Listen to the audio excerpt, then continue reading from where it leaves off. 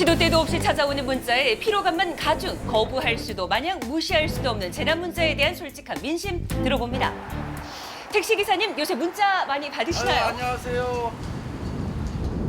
지역을 옮겨 다녀야 하는 택시는 각 지자체에서 보내는 재난 메시지로 업무가 마비될 지경이라고 하는데요. 계속 그 콜을 받아야 되는 입장이고 또 지도를 이렇게 봐야 되는 입장에서 그런 재난 문자가 계속 이렇게 들어오면 저희로서 진짜 난감합니다.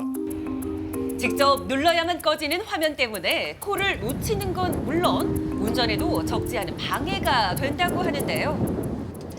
잊을만 하면 또 울리는 알람 소리. 재난 문자. 이 자꾸 와. 심할 때는 한 30회도 오는 것 같은데요. 그렇게 크게 도움은 안 되는 것 같아요. 시민들 역시 쏟아지는 재난 문자에 볼멘 소리입니다. 막 몇십 건씩 계속 쌓여있다 보니까 계속 점점 더 안 보게 되고 이게 또 왔어 이러면서 점점 좀 짜증이 나고 좀 피로감이 누적되는 것 같아요. 짜증이 엄청 나는데 막을 수가 없는 거예요. 울물 겨자 먹기로 그냥 갖고 있는 거예요. 작년부터 폭발적으로 늘어난 재난 문자 발송.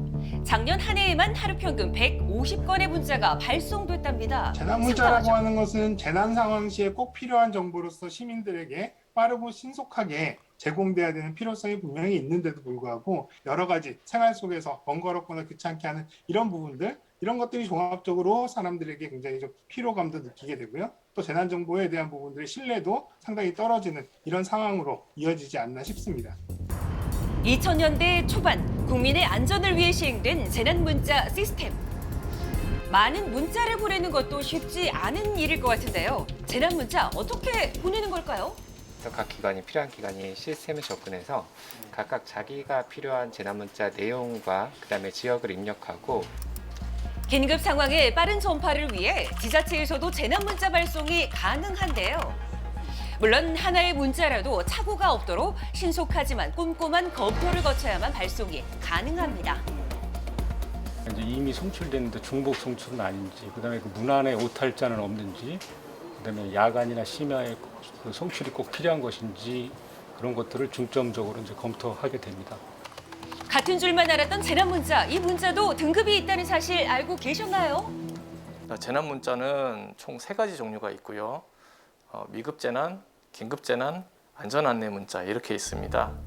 전시 상황 같은 비상시에 발송되는 최고 위험 단계인 위급 재난 문자와 포항 지진 때와 같이 긴급한 상황 공유가 필요할 때 발송되는 긴급 재난 문자. 마지막으로 평소 자주 받는 안전 재난 안내 문자로 나뉘는데요. 위급 재난 문자는 수신 거부가 불가능한 점도 특징입니다. 실제 알람 소리에도 차이가 있습니다. 위급 재난의 경우 더 큰 소리로 울려서 위험을 알릴 수 안전 안내 있게 문자 같은 설계됐습니다. 경우에는 너무 과도한 경보음이 울린다는 이제 민원과 언론 지적에 따라서 너무 이렇게 큰 경각심을 갖지는 않도록 수정을 했습니다. 자, 높게 울리던 날카로운 소리가 확실히 부드러워졌죠. 전국 곳곳을 누비는 택시의 특성상 다양한 곳에 재난 문자를 받게 되는데요.